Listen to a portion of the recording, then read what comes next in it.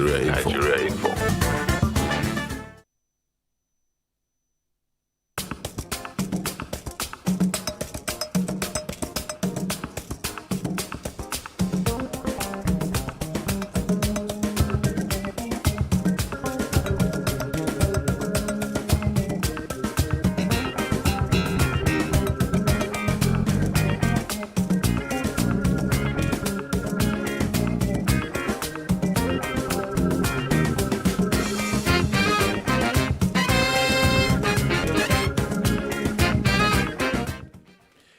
Yeah, good morning, everybody. You're welcome again to Daily Digest with Jimi Disu.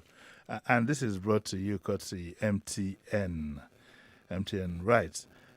We have a few issues to look at today. Briefly, we'll look at some information that came to me on this Gawan case, and then we'll take a few phone calls and reactions. Now, when you do, please, let's call from a quiet background.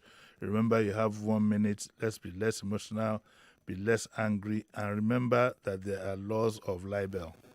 Okay, so we choose our words carefully. Let's just have an academic exercise, devoid of emotions, okay? So at the appropriate time, we'll keep our lines open. Let's just have, a mature discussion on the issue. I've had to do a few things this morning, and some of the information I get is quite important. So I let that up. Okay. Meanwhile, I have to take a commercial break because that is where the soul of the engine is. That is where they don't use contact set anymore in cars. That is where the there's this electrical part I forgot it. Sometimes your mind just goes off these things, but that's where the soul of the program is. So we'll take a commercial break and then we'll be right back.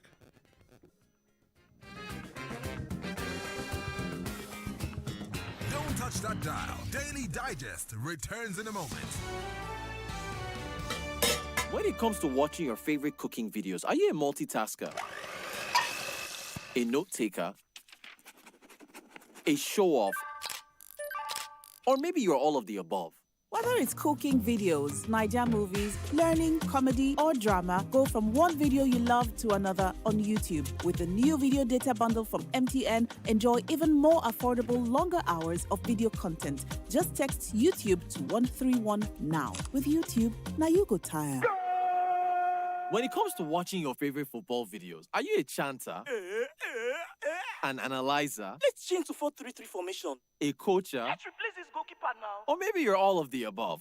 Whether it's football, comedy, Niger movies, cooking, learning, or drama, go from one video you love to another on YouTube. With the new video data bundle from MTN, enjoy even more affordable, longer hours of video content. Just text YouTube to 131 now. With YouTube, now you go tire.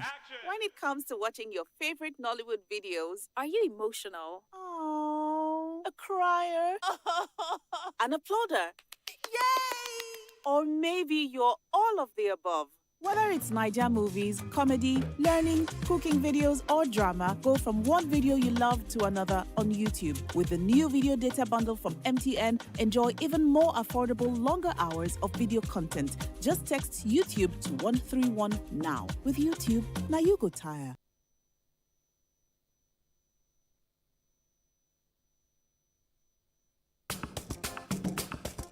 Welcome back. Welcome back. This is Daily Digest with Jimi Disu.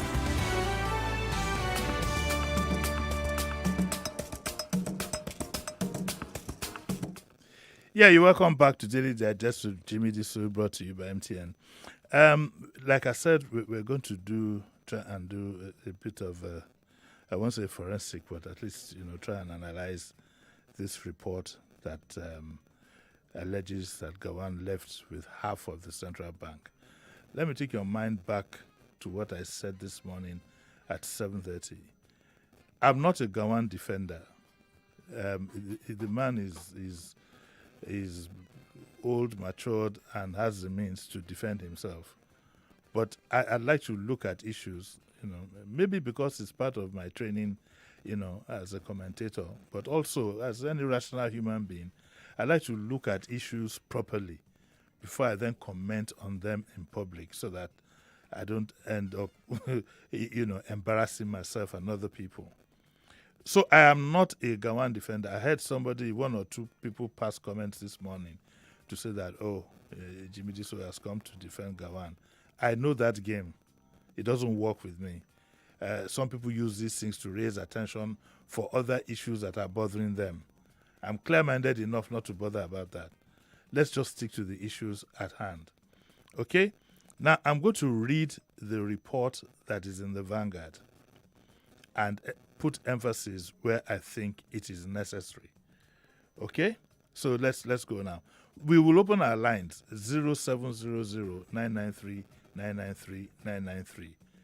Let us observe the following rules. I will never tire of saying them.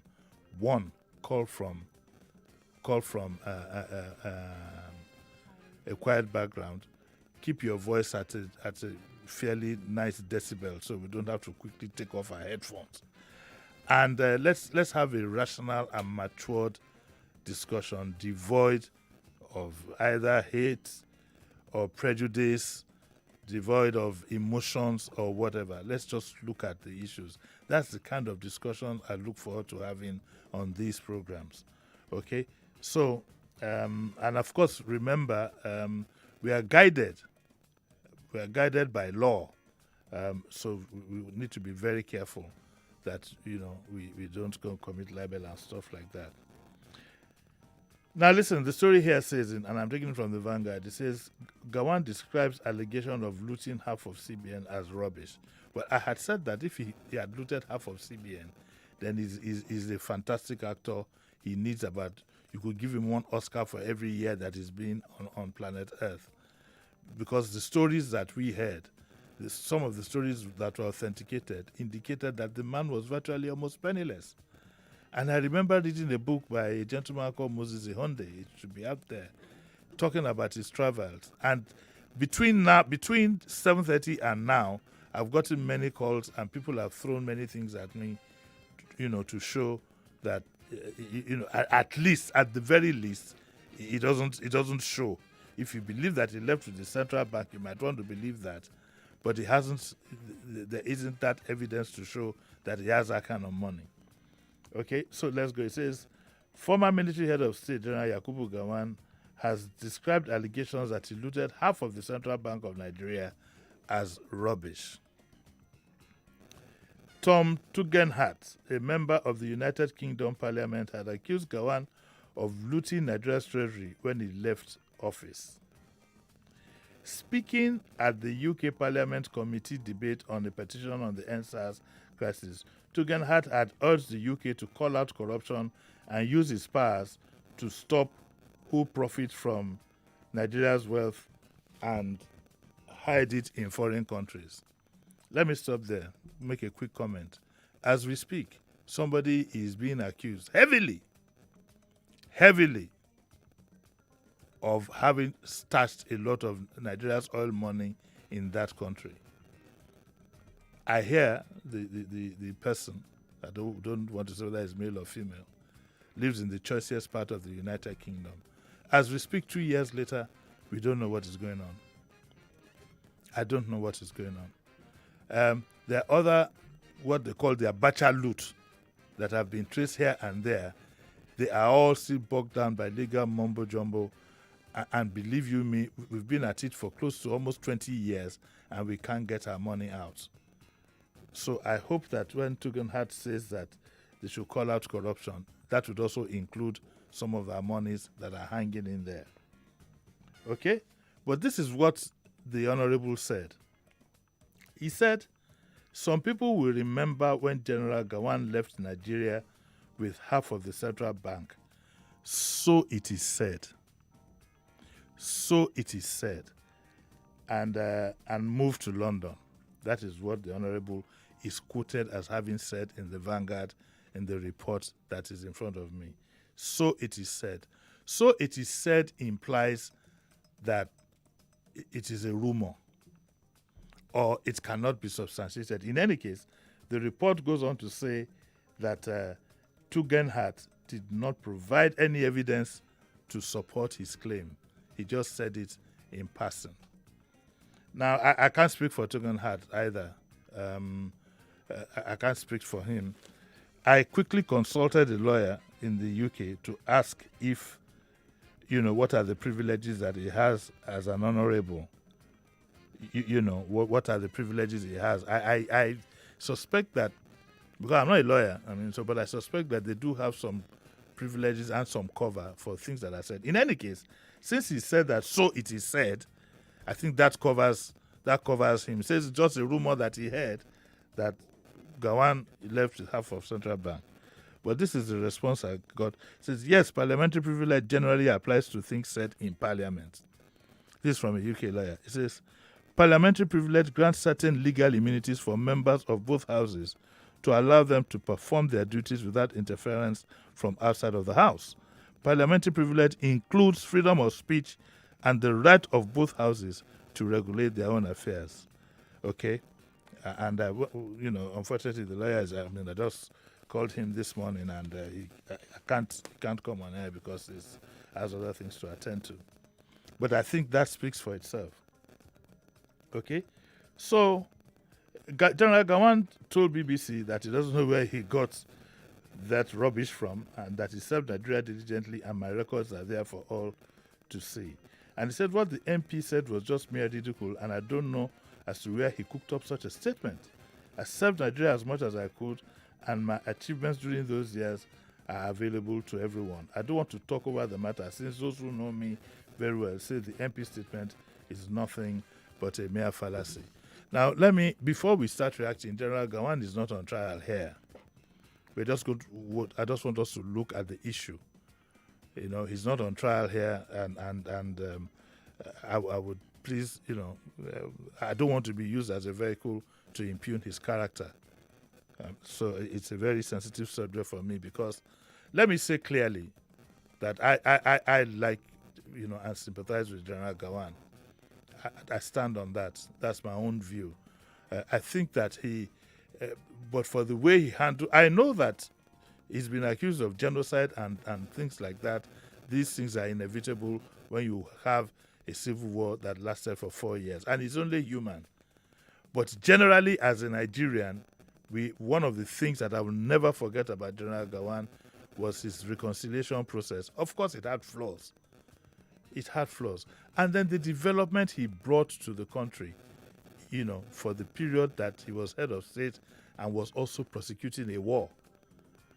Okay, so we're very clear on that. I have a lot of respect for him. So that nobody is insinuating anything, I've made that very clear.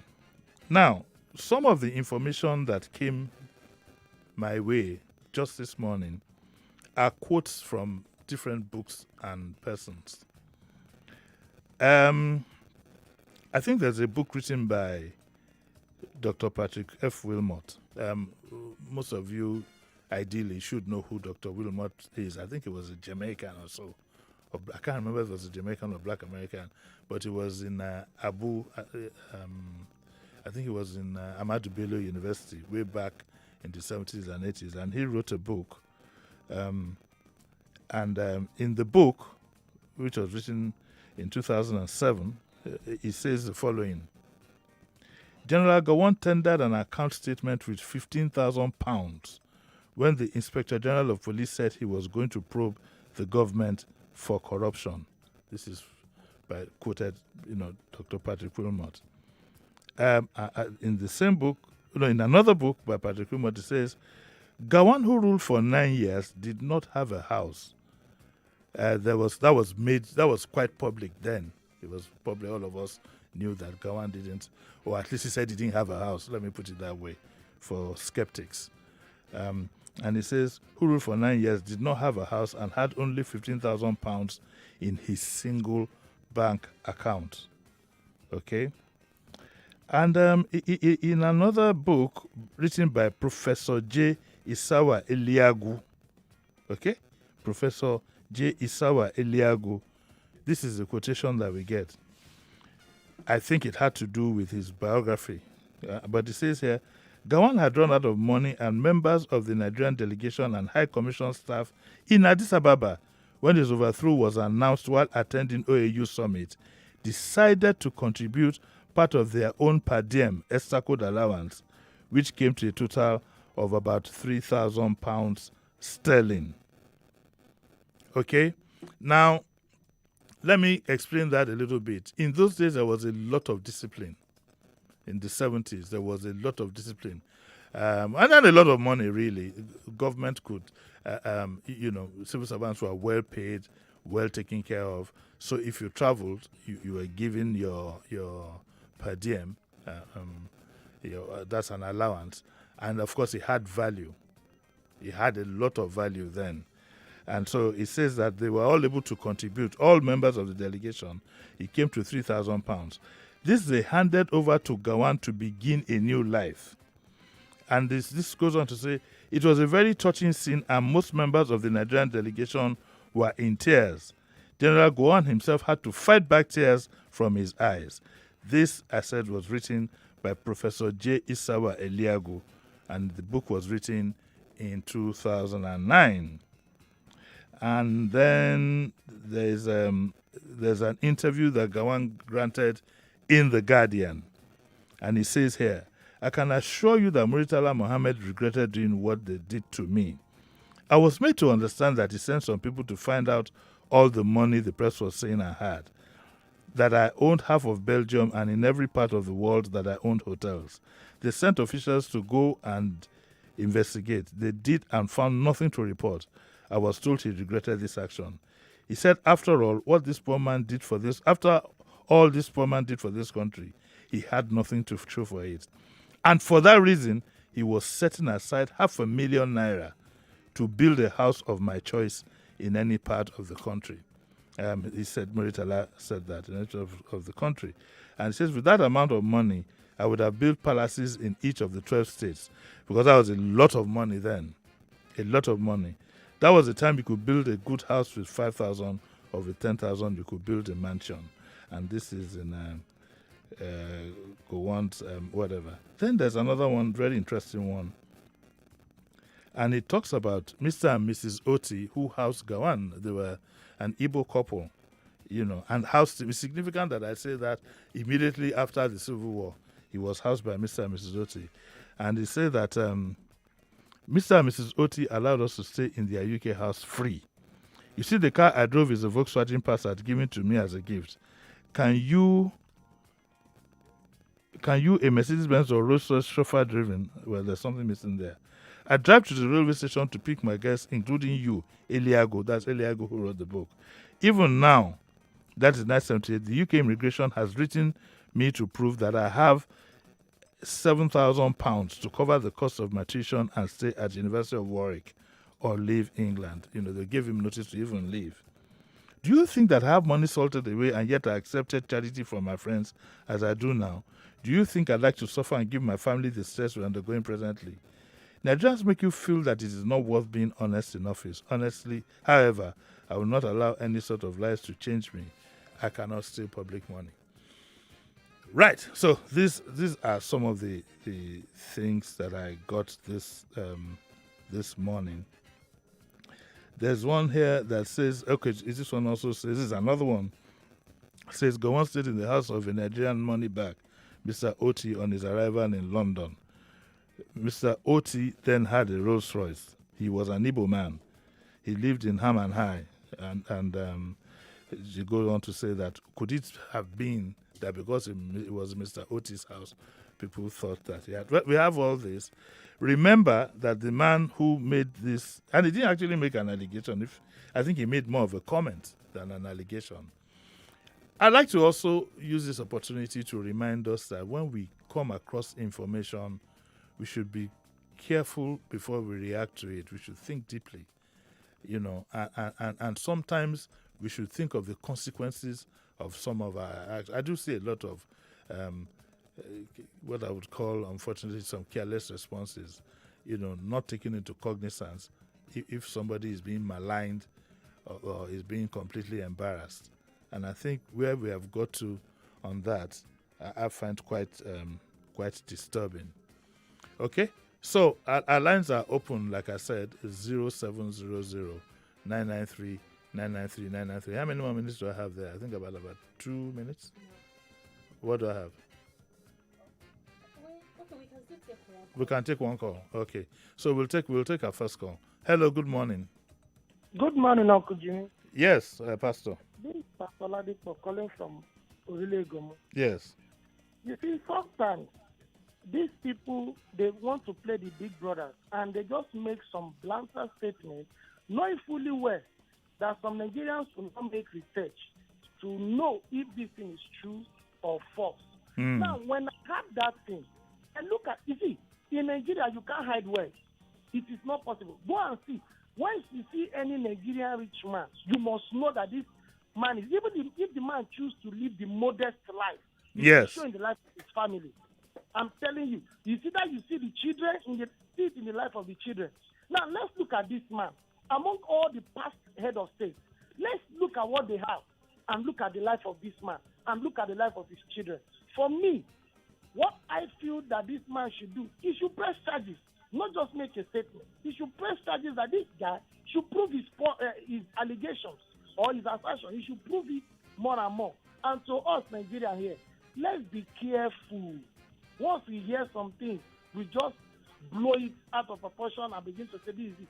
See, lastly, Uncle Jimmy, Nigeria have proved that for you to be indeed have integrity and be innocent and not steal is a taboo. I'm telling you, sir. Thank you and God bless you.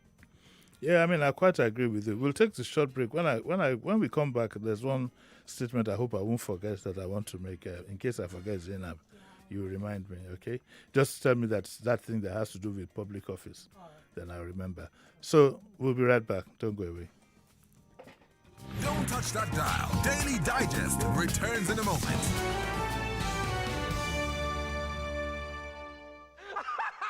When it comes to watching your favorite comedy videos, are you a giggler, a snorter,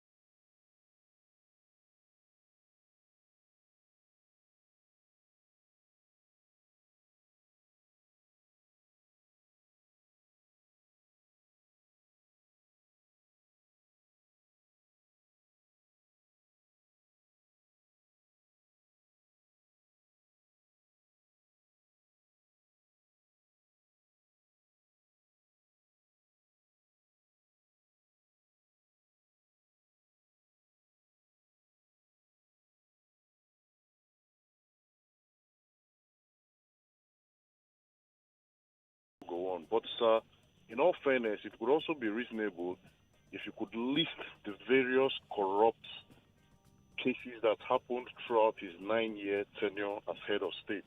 Okay. The cement fraud that Yes. happened at the port. Yes. He was president for 9 years. Yes. The longest ever. Yes. During that period, that was the oil boom. Yes. When he confidently came out and said that the problem wasn't money, but how to spend the money. Yes. That was the period that all these politicians that came in during the 90s made their money. That was when they all had their hit. Yes. And they all had their loot. Yes. The buck stopped on his table. During that period, there was a lot of allegations of corruption that made Muritala Mohammed to take power. Yes. Personally, he may not have been involved, but the buck stopped on his table. So Okay. personally, he may not have had half of the central bank with him, taken away with him. Yeah, I But understand. during his period, half of the central bank was looted. Okay, thank you, It sir. was massive. You could go back to the cube. Oh, sorry. Oh, we lost him. Well, he's absolutely right. In all honesty, he is absolutely right. A lot of, I wish he would call back. A lot of corruption took place during Gawan's tenure. Nobody can deny that, But the issue we are talking about here is, and I want to restrict myself to that now, so that the issue doesn't become about him and whatever. It's just this particular assertion that I want to confine myself to. But the last caller, what's his name again, Mr. I've forgotten. He was absolutely right. The level of corruption. Though having said that, the corruption at that time, because I was old enough to read papers. By the time Gawan, what am I saying? By the time Gawan left, he left in 72 or 73. I think I'd finished my A-levels. I mean, and the fashion then, of course, was the Daily Times wasn't government-owned then. So there were a lot of allegations flying around against the super palm sex, against some of his ministers. There was corruption. Though that one now turned out to be child's play later compared to what we were going to have subsequently. But yes, the last caller is absolutely right. To see if, and anybody who wishes to do that exercise, to see if we could list all the things that happened. And yes, I also agree that the buck stopped on his table. And therefore, he might have to carry responsibility for some of these allegations. Unfortunately, a lot of them ended up just being allegations for one reason or the other. And therefore, it makes the issue, and it's a bit out of time now, it makes the issue very difficult to draw a conclusion on. But I'm just referring to this statement made by this man as it concerns him and the implications therein and our own reaction. What I am happy about is that it has instigated a reaction both ways. Just like the last caller, said that, it now brings into focus what happened during his tenure. And he can't, it's difficult for him not to want to be held responsible in a manner. Had the honorable MP said something like during his tenure, so and so happened, we won't be having this debate.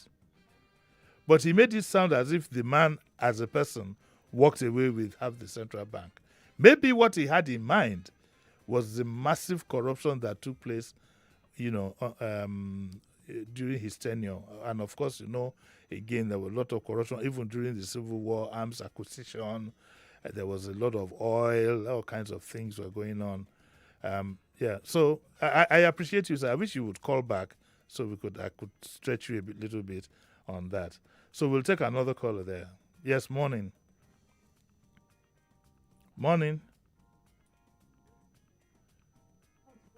What happened? Hello, morning.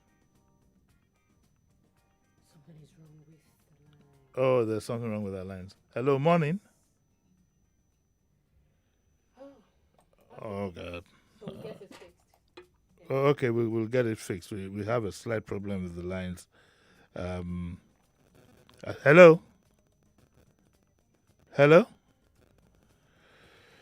Okay. I think what we will do in the interim is, what do we do? I really would have loved to take some phone calls. If you have, Let's try Let's try this one. Okay. Hello, morning. Hello, morning. Okay, let's take some responses we have from. Can you read some responses that you have there? Some I'm trying to scroll through. Okay, so this is from Facebook. Okay. Sharafa Balogun says, "I'm not sure about the generational thing about the best. I am no. This is no. Yeah, I did something else. That must be a fashion statement or something. Okay, so You're I'm looking to going buy. on- You're looking to buy dresses for Christmas. Now I'm on YouTube.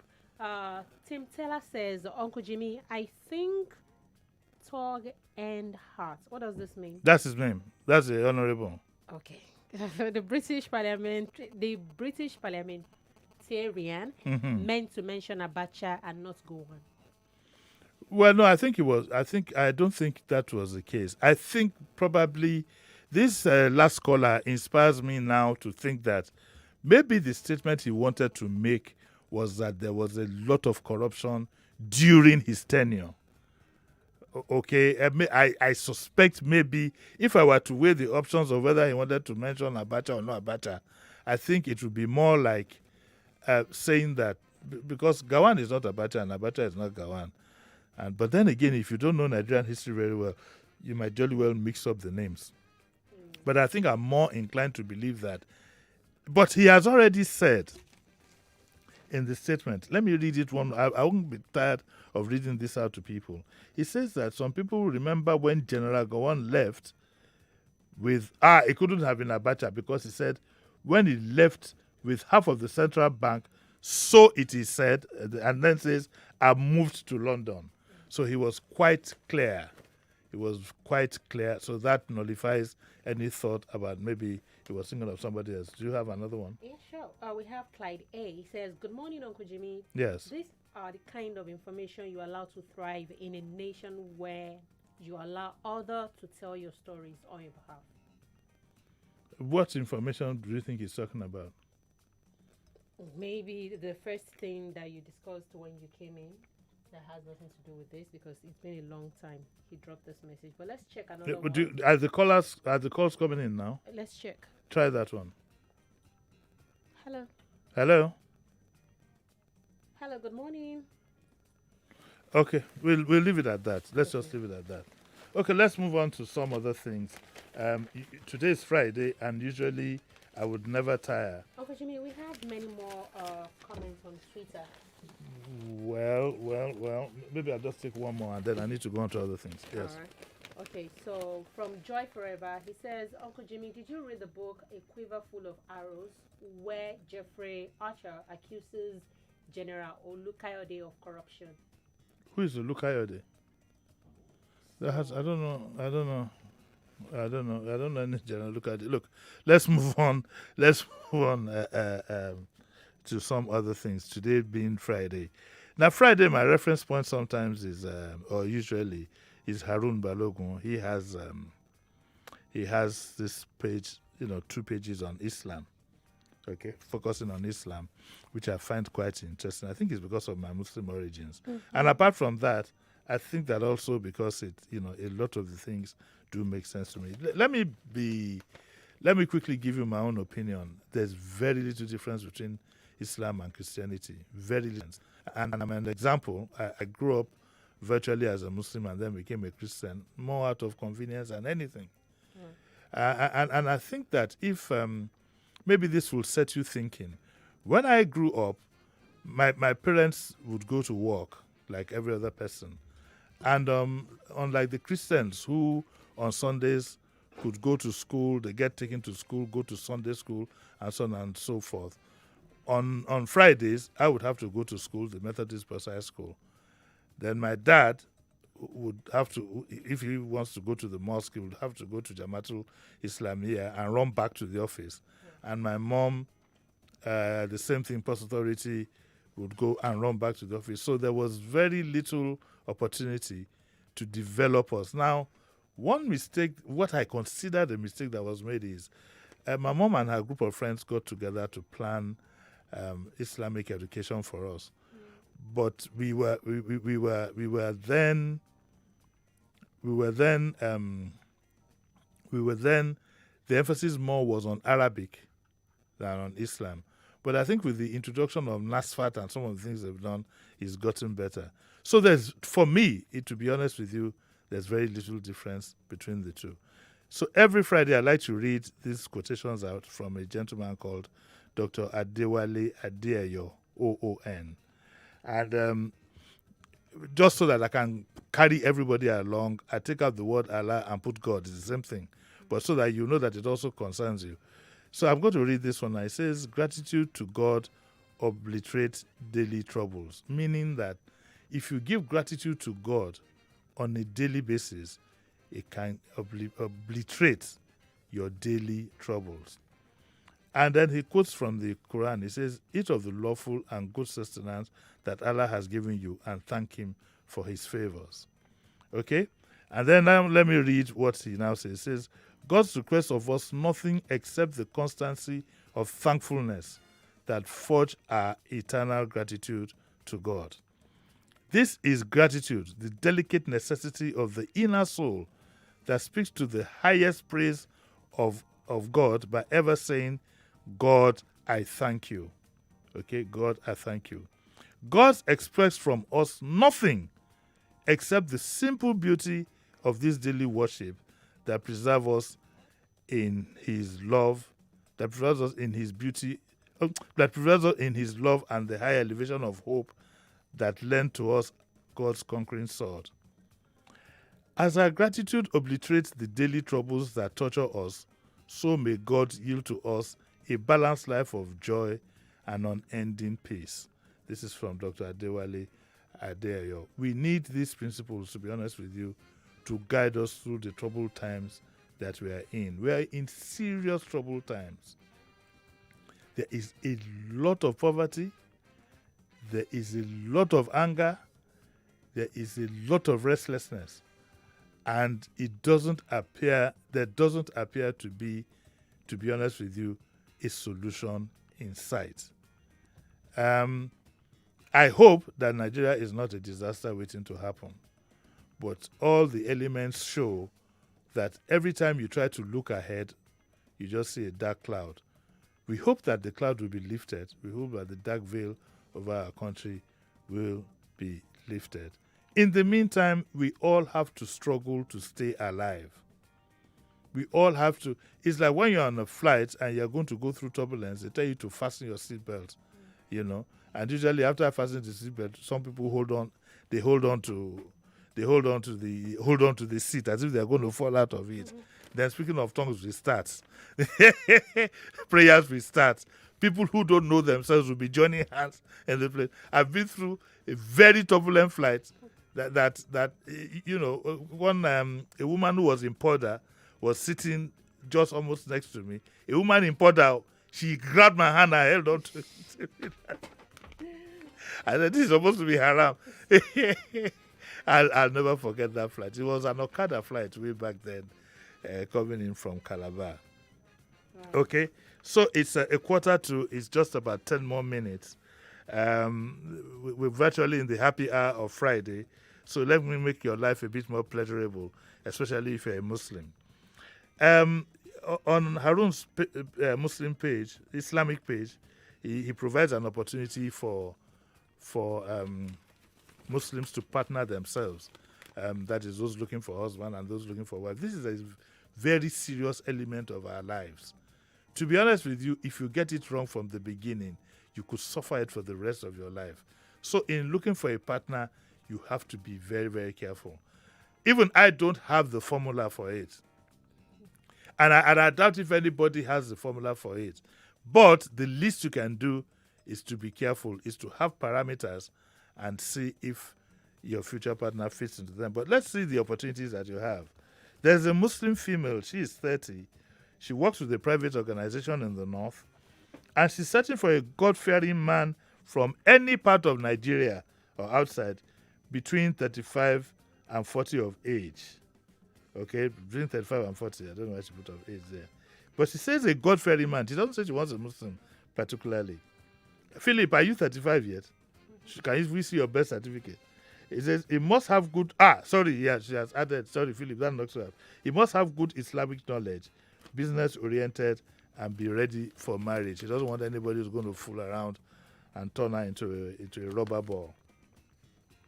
We also have a 50-year-old Muslim woman based in Lagos. She desires a God-fearing Muslim male as husband, either divorced or a widower. He must be working or into business. Of course, what she means is that he must have an income, probably a legitimate one at that. Okay? Now we have another Muslim male. This is a Muslim man. He's 53, based in Lagos, and he wants a Muslima. A Muslima is a Muslim woman, right? Yes. Yeah, okay. As a second wife. Why would a man go out to look for a second wife? Maybe he doesn't want to commit adultery. He doesn't want to commit adultery. So, okay. Look at the console. Don't look at me. And he says that the woman, this second wife, must be able to read the Quran, teach it, and ready for marriage. I suspect that maybe his first wife might not be a Muslim, or she might not be inclined to some of these things. That's why he thinks he needs a second wife. But it's okay. Then there's another Muslim male. He's 45. He's a businessman. He's divorced and he has 2 kids. He's based in Lagos and wants a God-fearing Muslimah for marriage, preferably between 30 and 35. I think this would be also for the fact that he might want more kids. In this day and age, I wonder how many kids you'd really want. By the way, we need to have a session on what is happening to education, especially as it concerns the cost of running schools and school fees. I'm hearing that quite a number of schools are folding up as a business and can no longer cope. So I think sometime next week, we would probably want to look at that. Then there's this one now, a retired Muslim male. He's 60. Babati Dagwa. He's based in Ogun and he needs a Muslim lady between the ages of 40 to 45, either divorced or a widow, ready for marriage. Divorce or a widow means that he wants that person to have been married before.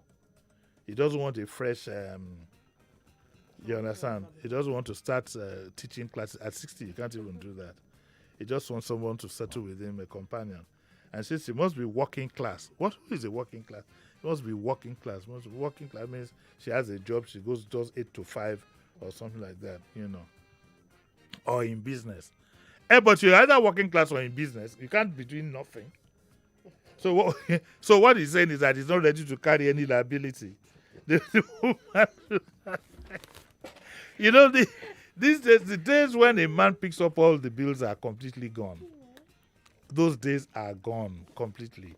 When a man will pick up all the bills, those days are gone. And so, women need to guard their loins very well and be ready. Even women are not lazy, so... Is that what? Women are not lazy these days, so they are... Let them be lazy, they go suffer. If you're lazy, you suffer. Women are very, very experienced.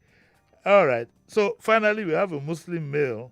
He's 35 and is giving notice now. He is AS genotype. So if you're an AS woman, don't even just turn to the next page.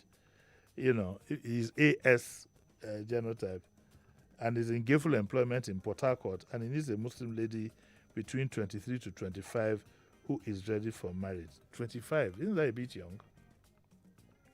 Anyway, and preferably a graduate with Quran and Islamic knowledge. Okay, so that concludes that part. Can we take 1 or 2 calls, please?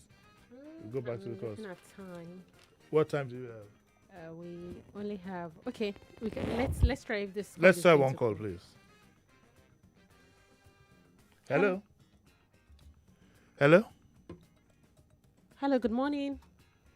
Oh, no. Oh, okay. All right. That's where we'll end it. Tomorrow, we are going to have Dr. Oke. Dr. Oke is a consultant surgeon. And we're going to talk about health matters that are very, very important and crucial. And especially as it concerns cancer. So it's going to be quite interesting. And I'm going to allow him take... I hope the phones are working well tomorrow. There'll be less pressure. I'm going to allow him take a lot of your calls. I met Dr. Oke in Lagoon Hospital, but consultants don't work in one place. And I found him quite interesting, so I persuaded him to come to the studio so that we could have a discussion tomorrow. And by the way, in the Daily Mail today in the UK, they have a new system that's coming up. I'll talk about it a bit tomorrow, that can detect cancer years ahead from the blood. Years ahead, cancer of the pancreas, cancer of this and that. They have this new process that you can determine it years ahead before it becomes an evil whatever. And that's part of what I'll be discussing with him.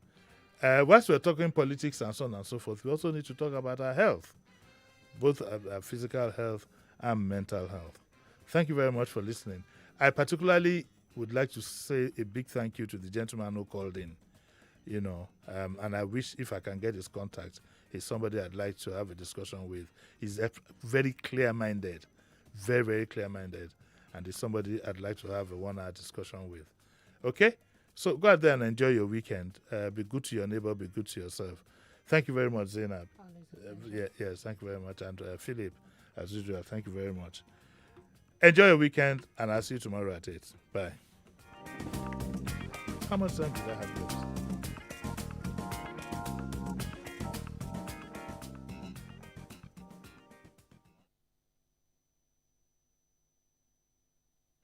Welcome back. The home of entertaining conversations. I personally think Liverpool of last season that lost the title were better. That's my personal opinion. Somebody who has the virus refused to isolate. That's even attempted murder, in my opinion, because you know how dangerous this virus is and you refuse to do the right thing. It should be a crime. 99.3. A young man like me, looking for what I'll fed myself, and police are collecting my money.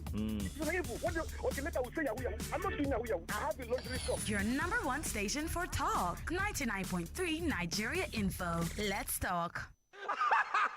When time reach to watch comedy videos with a sweet your belly, you be area scatter.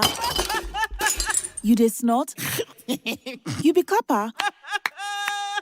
Or maybe you be all join. Whether na comedy, football, Naija movies, cooking videos, learning or drama.